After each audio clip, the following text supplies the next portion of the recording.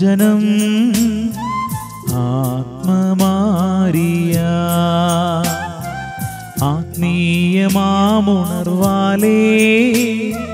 ദീപ്തമാക്കണേ. വചനം മഴയായി പെയ്യും, കൃപതൻ നിറവായൊഴുകും. വിടുതൽ നൽകുന്ന വചനം, അറിവിൻ്റെ പൊരുളാകും വചനം. സൗഖ്യമാ ജീവന. ആത്മീയ ഉണർവ്. പിതാവിൻ്റെയും പുത്രൻ്റെയും പരിശുദ്ധാത്മാവിൻ്റെയും നാമത്തിൽ ആമേൻ. കാരുണ്യവാനായ കർത്താവേ, ഞങ്ങളെ ഓരോരുത്തരെയും അങ്ങയുടെ കരങ്ങളിലേക്ക് സമർപ്പിക്കുന്നു.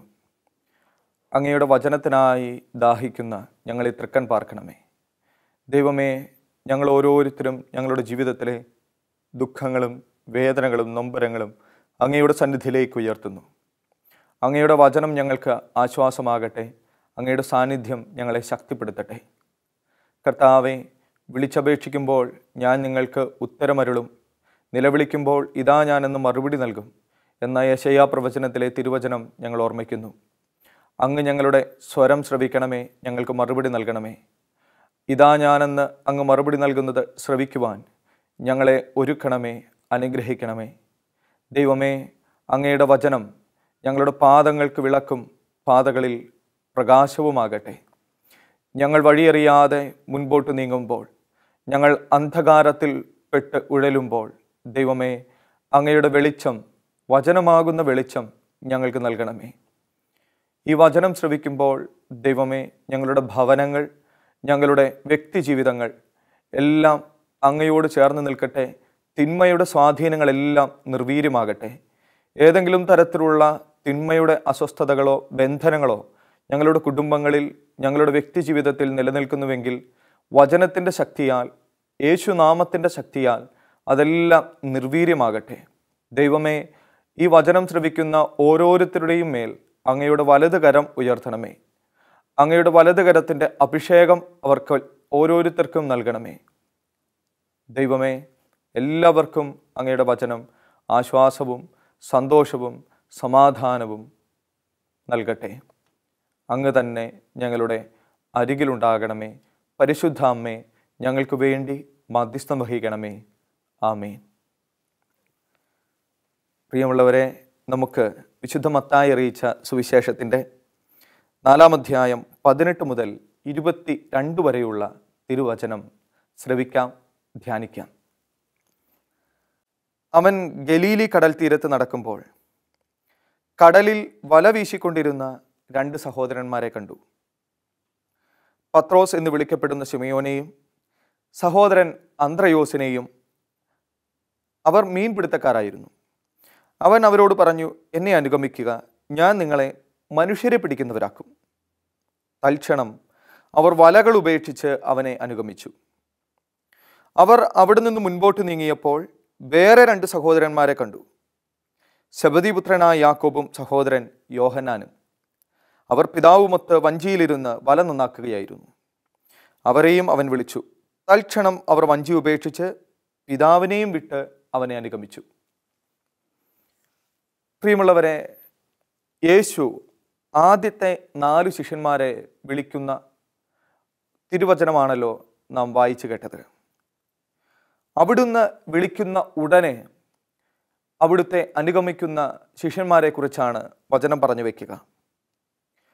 കടൽ തീരത്ത് തങ്ങളുടെ ജോലികളിൽ മുഴുകിയിരുന്ന, തങ്ങളുടെ പിതാവുമൊത്തായിരുന്ന അവർ ഉടനെ തന്നെ അതെല്ലാം ഉപേക്ഷിച്ച് അവരെയെല്ലാം പിന്നിൽ വിട്ട് തമ്പുരാൻ്റെ ഒപ്പം യാത്ര ആരംഭിക്കുകയാണ്. ഈ വചനം ധ്യാനിക്കുമ്പോൾ ആദ്യം ഉള്ളിലേക്ക് വന്ന ഒരു ചിന്ത ഇതാണ്: എങ്ങനെയാണ് മനുഷ്യ വ്യക്തികൾക്ക് ഇത്ര വേഗം ഒരു വ്യക്തിയെ അനുഗമിക്കാൻ കഴിയുക? പ്രിയമുള്ളവരെ, പക്ഷേ അത് ദൈവത്തിൻ്റെ സ്വരമായിരുന്നുവല്ലോ. ദൈവം അരികിലേക്ക് വന്ന് എന്നെ അനുഗമിക്കുക എന്ന് പറഞ്ഞപ്പോൾ അവിടുത്തെ മുഖത്ത് ജ്വലിച്ചിരുന്ന ചൈതന്യമായിരുന്നിരിക്കാം ഒരു പക്ഷേ ഇവരെ ആകർഷിച്ചത്. ഒരു പക്ഷേ ക്രിസ്തു ചെയ്തിരുന്ന അത്ഭുതങ്ങളെക്കുറിച്ച്, അവിടുന്ന് ചെയ്തിരുന്ന മറ്റു കാര്യങ്ങളെക്കുറിച്ചൊക്കെ ഇവർ അറിഞ്ഞിട്ടുണ്ടാകും. ഇതാ ആ ദൈവം തന്നെ മുൻപിലേക്ക് വന്നു നിന്ന്, ആ ഗുരു തന്നെ തങ്ങളുടെ മുൻപിൽ വന്ന് എന്നെ അനുഗമിക്കുക എന്ന് പറയുന്നു. ഉടനെ അവർ തങ്ങളുടെ തൊഴിലുപേക്ഷിച്ച് അതുവരെയുള്ള ജീവിതം മാറ്റിവെച്ച് അവൻ്റെ പിന്നാലെ യാത്ര ആരംഭിക്കുകയാണ്. ഇവിടെയുള്ള ഏറ്റവും മനോഹരമായ ഒരു ചിന്ത, അത് വചനം പറഞ്ഞു വെക്കുന്നു, എന്നെ അനുഗമിക്കുക, ഞാൻ നിങ്ങളെ മനുഷ്യരെ പിടിക്കുന്നവരാക്കുമെന്ന് അവൻ പറഞ്ഞു. തൽക്ഷണം അവർ വലകൾ ഉപേക്ഷിച്ച് അവനെ അനുഗമിച്ചു. പ്രിയമുള്ളവരെ, ഈ ഒരു ഉപേക്ഷ അത് നമ്മുടെ ജീവിതത്തിൽ സംഭവിക്കേണ്ട ഒന്നാണ്. അങ്ങനെ ഒരു മനസ്സുണ്ടെങ്കിൽ ദൈവത്തോടൊപ്പം യാത്ര ചെയ്യാൻ നമുക്ക് കഴിയും. ഇവിടെ ഇവർ ഉപേക്ഷിക്കുന്നത് വലകളാണ്. തുടർന്ന് വായിക്കുമ്പോൾ നമ്മൾ കാണുന്നു, സെബദീപുത്രനായ യാക്കോബും യോഹന്നാനും അവർ പിതാവിനോടൊപ്പമായിരുന്നു. പിതാവിനെയും ഉപേക്ഷിച്ച്, വഞ്ചിയും ഉപേക്ഷിച്ച് അവർ യേശുവിനെ അനുഗമിച്ചു. പ്രിയമുള്ളവരെ, ദൈവം വിളിക്കുമ്പോൾ ഒപ്പം യാത്ര ചെയ്യാൻ ഇറങ്ങുന്നവരുടെ എല്ലാം ജീവിതത്തിൽ ഉള്ള ഒരു കാര്യമാണ് ഇങ്ങനെ ഒരു ഉപേക്ഷ.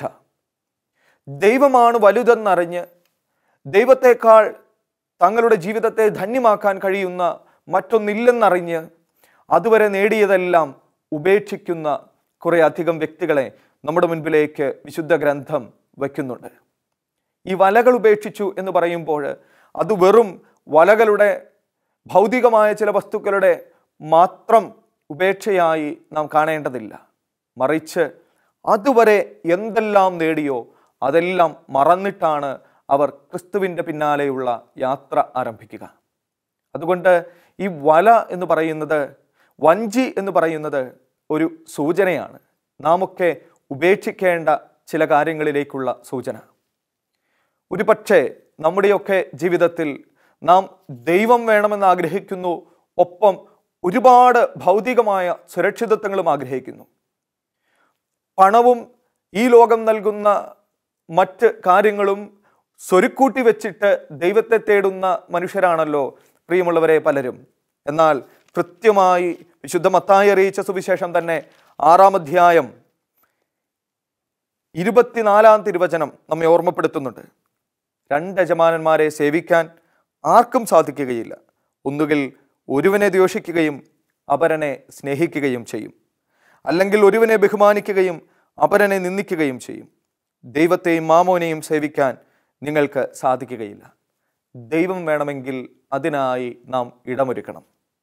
ഈ ലോകത്തുള്ള ഭൗതിക വസ്തുക്കൾ മുഴുവൻ നമ്മുടേതായി കരുതി വെച്ചിട്ട് എനിക്ക് ക്രിസ്തുവിനെ വേണം, ഞാൻ ക്രിസ്തുവിനെ അനുഗമിക്കുന്നവളാണ് എന്ന് പറയാൻ പ്രിയമുള്ളവരെ നമുക്ക് കഴിയുകയില്ല എന്ന് കൃത്യമായി വചനം ഓർമ്മപ്പെടുത്തുകയാണ്. വിശുദ്ധ യോഹന്നാൻ ശ്ലീഹ എഴുതിയ 1-ാം ലേഖനത്തിൻ്റെ 2-ാം അധ്യായം 15-ാം തിരുവചനത്തിൽ ഇപ്രകാരം കുറിക്കുന്നുണ്ട്, ഈ ലോകത്തുള്ള വസ്തുക്കളെയോ ലോകത്തെയോ നിങ്ങൾ സ്നേഹിക്കരുത്. ആരെങ്കിലും ലോകത്തെ സ്നേഹിച്ചാൽ പിതാവിൻ്റെ സ്നേഹം അവനിൽ ഉണ്ടായിരിക്കുകയില്ല. അതായത് നാം സാധാരണ കേൾക്കാറുള്ളത് പോലെ 2 വഞ്ചിയിൽ കാലുവെച്ചുള്ള ഒരു യാത്ര അത് സാധിക്കുകയില്ല എന്ന് തന്നെയാണ് അവിടുന്ന് ഓർമ്മപ്പെടുത്തുക. വല ഉപേക്ഷിക്കണം, വഞ്ചി ഉപേക്ഷിക്കണം. അപ്പോഴേ ദൈവത്തിനുള്ള ഇടമൊരുങ്ങൂ. വിശുദ്ധ പൗലോസ്ലീഹ കൊരീന്തോസിലെ സഭയ്ക്ക് എഴുതിയ 2-ാം ലേഖനത്തിൻ്റെ 12-ാം അധ്യായം 9-ാം തിരുവചനത്തിൽ ഇങ്ങനെ കുറിച്ചു വയ്ക്കുന്നുണ്ടല്ലോ, നിനക്കെൻ്റെ കൃപ മതി. ക്രിസ്തു പറയുകയാണ്, പൗലോസിനോട് പറഞ്ഞ തിരുവചനം, നിനക്കെൻ്റെ കൃപ മതി, ബലഹീനതയിലാണ് എൻ്റെ ശക്തി പ്രകടമാവുക. പ്രിയമുള്ളവരെ, ബലഹീനതകളുണ്ട്, കുറവുകളുണ്ട്, പോരായ്മകളുണ്ട്. കാരണം നമ്മളെല്ലാവരും മനുഷ്യരാണ്. മനുഷ്യരാണെങ്കിൽ കുറവുകളുണ്ടാകും. ആ കുറവുകളിലേക്കാണ് ദൈവം വന്ന് നിറയുക, ദൈവകൃപ വന്ന് നിറയുക. ഇനി ഈ കുറവുകളൊന്നും ദൈവസന്നിധിയിൽ ഉയർത്താതെ നമ്മുടെ ഉള്ളു മുഴുവൻ നിറഞ്ഞതാണെന്ന ഭാവത്തോടെ നിന്നാൽ ഒരിക്കലും ദൈവത്തെ അനുഗമിക്കാനോ ദൈവസാന്നിധ്യം കൊണ്ട് നിറയാനോ നമുക്ക് കഴിയുകയില്ല. അതുകൊണ്ട് ചില കാര്യങ്ങൾ മാറ്റിവെക്കണം, ചില കാര്യങ്ങൾ മറന്നു കളയണം. അപ്പോഴാണ് ഒരു ഇടം ദൈവത്തിനു വേണ്ടി നമ്മുടെ കുടുംബങ്ങളിൽ, നമ്മുടെ ജീവിതങ്ങളിൽ ഒരുങ്ങുക. വീണ്ടും പല വ്യക്തികളെയും വിശുദ്ധ ഗ്രന്ഥം ഇതുപോലെ നമ്മുടെ മുൻപിലേക്ക് വെക്കുന്നുണ്ട്. ദൈവം വന്നപ്പോൾ പലതും മറന്നു കളഞ്ഞവർ, പലതും വിട്ടുപേക്ഷിച്ചവർ. യോഹന്നാൻ അറിയിച്ച സുവിശേഷത്തിൻ്റെ 4-ാം അധ്യായത്തിൽ നമ്മൾ കാണുന്ന ഒരു വ്യക്തി, സമരിയാക്കാരി സ്ത്രീ. ക്രിസ്തുവുമായി വളരെ നീണ്ട ഒരു സംഭാഷണമായിരുന്നു അവിടെ. അതായത് അവരുടെ ജീവിതത്തിലെ പല കുറവുകളെയും ദൈവം ചൂണ്ടിക്കാണിച്ചു. ഈ കുറവുകൾ നിനക്കുണ്ട് എന്ന് അവിടുന്ന് ഓർമ്മപ്പെടുത്തി. പ്രിയമുള്ളവരെ, ആദ്യമായിട്ടായിരുന്നു അവൾ അങ്ങനെ ഒരു വ്യക്തിയോട് സംസാരിക്കുക. അവളുടെ ജീവിതത്തിൽ 6 പുരുഷന്മാർ കടന്നുപോയിട്ടുണ്ട്, 5 ഭർത്താക്കന്മാർ. ഇപ്പോൾ ക്രിസ്തു പറഞ്ഞു, ഇപ്പോഴുള്ളവൻ നിന്റെ ഭർത്താവല്ല. അതായത് ഇത്രയും മനുഷ്യരുടെ കൂടെ കഴിഞ്ഞിട്ട്, ഇത്രയും മനുഷ്യരുടെ പിന്നാലെ നടന്നിട്ടും ശൂന്യമായ ഒരു ഹൃദയവുമായി നിൽക്കുന്ന അവളുമായാണ് ദൈവം സംസാരിക്കുക. അവിടുന്ന് പറഞ്ഞു, നിന്നോട് സംസാരിക്കുന്നവൻ ആരെന്ന് അറിഞ്ഞിരുന്നെങ്കിൽ, ദൈവത്തിൻ്റെ ദാനം എന്തെന്നറിഞ്ഞിരുന്നെങ്കിൽ അവനോട് ചോദിക്കുമായിരുന്നു, അവൻ നിനക്ക് ജീവജലം നൽകുമായിരുന്നു. അവൾ പറഞ്ഞു, എനിക്ക് ഈ ജീവജലം വേണം. അങ്ങനെയെങ്കിൽ ഇവിടെ വീണ്ടും വെള്ളം കോരാൻ വരേണ്ട കാര്യമില്ലല്ലോ. പ്രിയമുള്ളവരെ, ആ ജീവജലം അവൾക്ക് നൽകി അനുഗ്രഹിച്ചപ്പോൾ അവളുടെ ജീവിതത്തിലും സംഭവിക്കുന്ന ഒരു കാര്യമുണ്ട്. ആ ജീവജലം ലഭിച്ച് ദൈവാനുഭവം ലഭിച്ചു കഴിയുമ്പോൾ വചനം പറയുന്നു, വിശുദ്ധ യോഹന്നാൻ അറിയിച്ച സുവിശേഷത്തിൻ്റെ 4-ാം അധ്യായം 28-ാം തിരുവചനം, ആ സ്ത്രീ ആകട്ടെ കുടം അവിടെ വെച്ചിട്ട് പട്ടണത്തിലേക്ക് പോയി ആളുകളോട് പറഞ്ഞു, ഞാൻ ചെയ്ത കാര്യങ്ങളെല്ലാം എന്നോട് പറഞ്ഞ ഒരു മനുഷ്യനെ നിങ്ങൾ വന്നു കാണുവിൻ, ഇവൻ തന്നെയായിരിക്കുമോ ക്രിസ്തു? അവർ പട്ടണത്തിൽ നിന്ന് പുറപ്പെട്ട് അവൻ്റെ അടുത്ത് വന്നു. ഈ തിരുവചനം നമ്മെ ഓർമ്മപ്പെടുത്തുന്നു, അവൾ കുടം അവിടെ വച്ചു, കുടം ഉപേക്ഷിച്ചു. പ്രിയമുള്ളവരെ, ആദ്യം നമ്മൾ കണ്ടതുപോലെ തന്നെ ആ വല എന്തു സൂചിപ്പിച്ചോ, വഞ്ചി എന്തു സൂചിപ്പിച്ചോ, അതുപോലെ തന്നെയുള്ള ഒരു സൂചനയാണ് ഈ കുടവും നൽകുക. ആ കുടം അവരുടെ ജീവിതത്തിൻ്റെ തന്നെ ആകത്തുകയാണ്. അതുവരെ നടന്ന പാപവഴികളുടെ, അതുവരെ നടന്ന തിന്മയുടെ പാതകളുടെ എല്ലാം ഒരു സൂചനയാണ് ആ കുടം. ദൈവത്തെ ലഭിച്ചപ്പോൾ, ദൈവത്തെ അനുഭവിക്കാൻ കഴിഞ്ഞപ്പോൾ, ജീവജലത്തിൻ്റെ നിറവിലേക്ക് കടന്നു വന്നപ്പോൾ ഇതാ അവൾ തീരുമാനിക്കുന്നു, ഇനി ഈ കുടം എനിക്ക് ആവശ്യമില്ല. എനിക്ക് ദൈവാനുഗ്രഹത്തിൻ്റെ, ദൈവകൃപയുടെ ഒരു കുടം, പുതിയ ഒരു കുടം ലഭിച്ചിട്ടുണ്ട്. അത് ക്രിസ്തുവിൻ്റെ സാന്നിധ്യമാണ്. അതുകൊണ്ട് ഇനി പഴയ കുടം എനിക്ക് ആവശ്യമില്ല എന്ന് അവൾ തീരുമാനിക്കുകയാണ്. ഇതാ ആ കുടം അവിടെ വച്ച് അവൾ മറ്റുള്ളവരോട് പോയി പറയുന്നു, ഞാൻ ക്രിസ്തുവിനെ, മിശിഹായെ കണ്ടു. സ്നേഹമുള്ളവരെ, ഇതുപോലെ പല കുടങ്ങളും പേറി യാത്ര ചെയ്യുന്ന മനുഷ്യരാണ് നാം ഓരോരുത്തരും. നമ്മുടെ തന്നെ സ്വാർത്ഥ താല്പര്യങ്ങളുടെ, സ്വകാര്യമായ ചില തിന്മകളുടെ, അല്ലെങ്കിൽ മറ്റുള്ളവരോടുള്ള ചില വെറുപ്പിൻ്റെ, വിദ്വേഷത്തിൻ്റെ, ഈ ലോകം നൽകുന്ന ധനം സമ്പാദിക്കണം എന്നുള്ള ആഗ്രഹത്തിൻ്റെ ഒക്കെ കുടവുമായി, അതിൻ്റെ ഭാരവുമായി യാത്ര ചെയ്യുന്ന വ്യക്തികളാണ് പലരും. ഇതാ ഇന്ന് ദൈവം ഓർമ്മപ്പെടുത്തുന്ന ഒരു ചിന്ത ഇതാണ്, ആ കുടം അവിടെ വെക്കണം. നീയും നിന്റെ കുടുംബവും ആ കുടം അവിടെ വെച്ചിട്ട് ക്രിസ്തുവിനെ അനുഗമിക്കണം. ജീവജലത്തിൻ്റെ നിറവിലേക്ക്, അനുഭവത്തിലേക്ക് കടന്നു വരണം. വിശുദ്ധ യോഹന്നാൻ്റെ വെളിപാട് 21-ാം അധ്യായം 6-ാം തിരുവചനം ഇങ്ങനെ ഓർമ്മപ്പെടുത്തുന്നുണ്ട്. വളരെ മനോഹരമായ ഒരു വചനഭാഗം. ഇപ്രകാരം വചനം കുറിക്കുന്നു, അവൻ എന്നോട് പറഞ്ഞു, സംഭവിച്ചു കഴിഞ്ഞു, ഞാൻ ആൽഫയും ഒമേഗയുമാണ്, ആദിയും അന്തവും. ദാഹിക്കുന്നവന് ജീവജലത്തിൻ്റെ ഉറവയിൽ നിന്ന് സൗജന്യമായി ഞാൻ കൊടുക്കും. ഈ സൗജന്യമായി ലഭിക്കുന്ന ആ ഉറവയുടെ അനുഭവം ലഭിക്കണമെങ്കിൽ പ്രിയമുള്ളവരെ, പുതിയ കുടമായിരിക്കണം നമ്മുടെ കയ്യിൽ വേണ്ടത്, നമ്മുടെ കയ്യിൽ ഉണ്ടാകേണ്ടത്. പഴയ കുടം മാറ്റിവെക്കണം, ഉപേക്ഷിക്കണം. വീണ്ടും വിശുദ്ധ മർക്കോസ് അറിയിച്ച സുവിശേഷത്തിൻ്റെ 10-ാം അധ്യായം 46 മുതലുള്ള തിരുവചനങ്ങളിൽ മറ്റൊരു വ്യക്തിയുടെ അനുഭവം. അത് ബർത്തിമിയൂസ് എന്ന് പറയുന്ന അന്ധനായ മനുഷ്യനാണ്. നമ്മൾ ഒരുപാട് തവണ ധ്യാനിച്ചിട്ടുള്ള ഒരു വചനഭാഗമായിരിക്കുമല്ലോ. അതായത് ക്രിസ്തു ജെറീക്കോ എന്ന് പറയുന്ന ആ ഗ്രാമത്തിലൂടെ കടന്നു പോകുന്നു എന്നറിഞ്ഞപ്പോൾ സൗഖ്യത്തിന് വേണ്ടി പ്രാർത്ഥിച്ച ഒരു മനുഷ്യനാണല്ലോ ബർത്തമിയൂസ്. അന്ധനായ ആ വ്യക്തി, അവൻ ഉറക്കെ വിളിച്ചു കരഞ്ഞു, ക്രിസ്തുവേ, ദാവീദിന്റെ പുത്ര, എൻ്റെ മേൽ കരുണയായിരിക്കണമേ. അങ്ങനെ കരുണയ്ക്ക് വേണ്ടി പ്രാർത്ഥിച്ചിരുന്ന ആ മനുഷ്യനോട് പലരും നിശബ്ദനായിട്ടിരിക്കാൻ പറഞ്ഞു. നീ ശബ്ദമുയർത്തേണ്ട സമയം ഇതല്ല, ദൈവമാണ് കടന്നു പോകുന്നത്, ശബ്ദമുയർത്താൻ നിനക്ക് അവകാശമില്ല എന്നുള്ളൊരു ഓർമ്മപ്പെടുത്തൽ അവരെല്ലാം അവന് നൽകി. പക്ഷേ വചനം പറയുന്നത് മറ്റൊരു വിധത്തിലാണ്. അവൻ കൂടുതൽ ഉച്ചത്തിൽ കരഞ്ഞു, യേശുവേ, ദാവീദിന്റെ പുത്ര, എൻ്റെ മേൽ കരുണയായിരിക്കണമേ. സ്നേഹമുള്ളവരെ, ആ മനുഷ്യന് ബോധ്യമുണ്ടായിരുന്നു, ഇപ്പോൾ ഇങ്ങനെ നിലവിളിച്ചാൽ മാത്രമേ തനിക്ക് സൗഖ്യം ലഭിക്കുകയുള്ളൂ. ഈ ലോകത്ത് മറ്റൊരു വ്യക്തിയും തനിക്ക് സൗഖ്യം നൽകാനില്ല. മറ്റൊരു വ്യക്തിയും തൻ്റെ അരികിലേക്ക് വരുമ്പോൾ ഇതുപോലെ നിലവിളിച്ചിട്ടോ ഇതുപോലെ കണ്ണുനീരൊഴുക്കിയിട്ടോ കാര്യമില്ല. ദൈവം വരുമ്പോൾ കരയുന്നവർക്കുള്ളതാണ്, ദൈവം വരുമ്പോൾ കണ്ണുനീരൊഴുക്കുന്നവർക്കുള്ളതാണ് സൗഖ്യം, ദൈവാനുഭവം, കൃപകൾ. യെശയ്യാ പ്രവചനത്തിൻ്റെ 55-ാം അധ്യായത്തിൻ്റെ 6-ാം തിരുവചനം മനോഹരമായ ഒരു ഓർമ്മപ്പെടുത്തലാണ് നൽകുക. അവിടുന്ന് അരികിലുള്ളപ്പോൾ അവിടുത്തെ വിളിക്കുവിൻ, അവിടുത്തെ കണ്ടെത്താൻ കഴിയുന്ന ഇപ്പോൾ തന്നെ അവിടുത്തെ അന്വേഷിക്കുവിൻ. പ്രിയമുള്ളവരെ, ദൈവം അരികിലേക്ക് വരുമ്പോൾ വിളിക്കണം.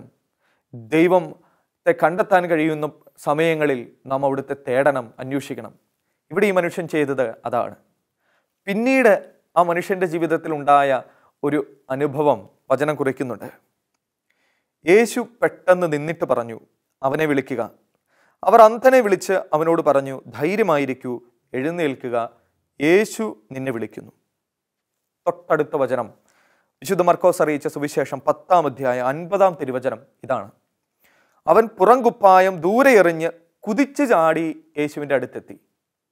സ്നേഹമുള്ളവരെ, ഇതാ ഇവിടെയും ഒരു ഉപേക്ഷയുടെ സൂചനയുണ്ട്, ഒരു ദൂരെ എറിയലിൻ്റെ ഒരു സൂചനയുണ്ട്. അത് ഈ മനുഷ്യൻ അവൻ്റെ പുറംകുപ്പായം ദൂരെ എറിഞ്ഞു എന്നാണ് പറയുക. ആദ്യം നമ്മൾ കണ്ടതുപോലെ വലയും വഞ്ചിയും കുടവും സൂചന നൽകുന്നത് പോലെ ഉള്ള ഒന്നാണ് ഈ പുറംകുപ്പായവും. അതുവരെയുള്ള അന്ധകാരത്തിൻ്റെ വഴികളെ, ഒരു പക്ഷേ ജീവിതത്തിൽ കടന്നു വന്ന തിന്മകളെയെല്ലാം മാറ്റിവെക്കുന്നതിൻ്റെ, മറന്നു കളയുന്നതിൻ്റെ ഒരു അടയാളമാണ് ഈ പുറംകുപ്പായം ദൂരെ എറിഞ്ഞു എന്നുള്ളത്. നമ്മൾ ചിന്തിക്കണം, എത്രമാത്രം വലിയ ആഗ്രഹത്തോടു കൂടിയാണ് ഈ വ്യക്തി യേശുവിനെ സമീപിക്കുക. കാരണം അന്ധനാണ്. പക്ഷേ എന്നിട്ടുകൂടി വചനം പറയുന്നു, അവൻ പുറംകുപ്പായം ദൂരെ എറിഞ്ഞ് കുതിച്ചു ചാടി യേശുവിൻ്റെ അടുത്തെത്തി. സ്നേഹമുള്ളവരെ, ഒരുപക്ഷെ കാഴ്ചയുള്ളവർക്ക് തന്നെ കുതിച്ചു ചാടി ഒരു മനുഷ്യനെ സമീപിക്കുക എന്ന് പറയുന്നത് എളുപ്പമല്ല. പക്ഷേ സന്തോഷം കൊണ്ട്, തനിക്ക് ലഭിക്കാൻ പോകുന്ന ദൈവാനുഭവത്തിൻ്റെ ആ ഒരു ഓർമ്മ കൊണ്ട് ആ മനുഷ്യൻ കുതിച്ചു ചാടി യേശുവിനെ സമീപിക്കുകയാണ്. പക്ഷേ അതിലുപരിയായി നമ്മുടെ ഹൃദയത്തിൽ നിറയേണ്ട ഒരു ചിന്ത, അവൻ പുറംകുപ്പായം ദൂരെ എറിഞ്ഞു എന്നുള്ളതാണ്. അതായത്, നീ ദൈവസന്നിധിയിലേക്ക് കാഴ്ച ലഭിക്കാനായി വരുന്നുണ്ടെങ്കിൽ നിന്റെ പുറംകുപ്പായം ദൂരെ എറിയണം. നിന്റെ കുടുംബത്തിൻ്റെ അന്ധകാരം മാറ്റി എൻ്റെ കുടുംബത്തിൽ വെളിച്ചം വിതരണമേ, പ്രകാശം നൽകണമേ എന്ന് നീ പ്രാർത്ഥിക്കുന്നുവെങ്കിൽ, പ്രിയമുള്ളവരെ, ഉറപ്പായും നിന്റെ പുറംകുപ്പായം നീ ദൂരെ എറിയണം. ആ പുറംകുപ്പായം മാറ്റാതെ, ആ പുറംകുപ്പായ ദൂരെ എറിയാതെ ദൈവസന്നിധിയിൽ വന്ന് കാഴ്ചയ്ക്കായി പ്രാർത്ഥിച്ചാൽ ഒരു പക്ഷേ അത് ലഭിക്കണമെന്നില്ല. അതുകൊണ്ട് ആ പുറംകുപ്പായം ദൂരെ എറിയുന്നവർക്കുള്ളതാണ് വീണ്ടും ദൈവം നൽകുന്ന, ക്രിസ്തു നൽകുന്ന കാഴ്ചയുടെ അനുഭവം.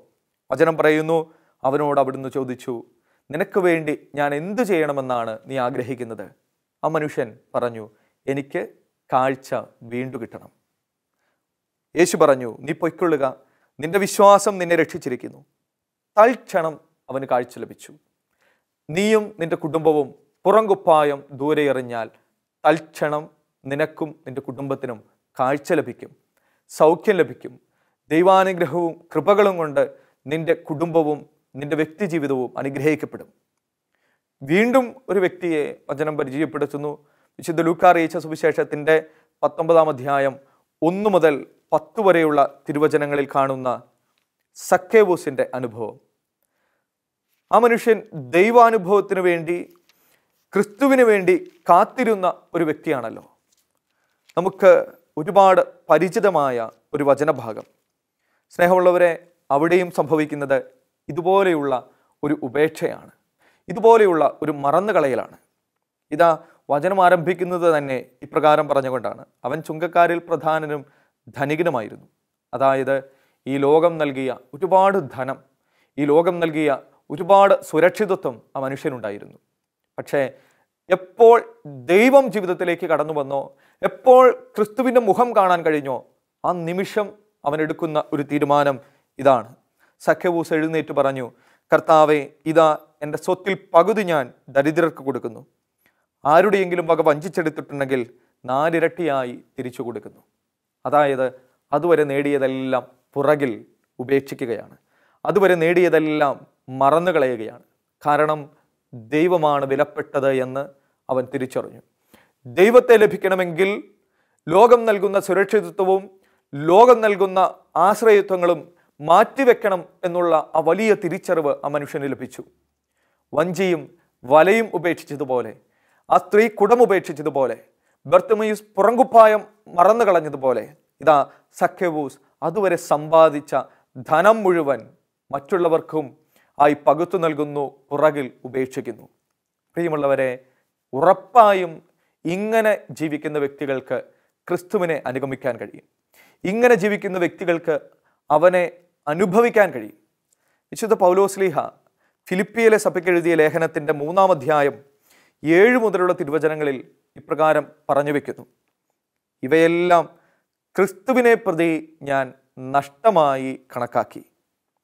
ഇവ മാത്രമല്ല, എൻ്റെ കർത്താവായ യേശു ക്രിസ്തുവിനെ പറ്റിയുള്ള ജ്ഞാനം കൂടുതൽ വിലയുള്ളതാകയാൽ സർവവും നഷ്ടമായി തന്നെ ഞാൻ പരിഗണിക്കുന്നു.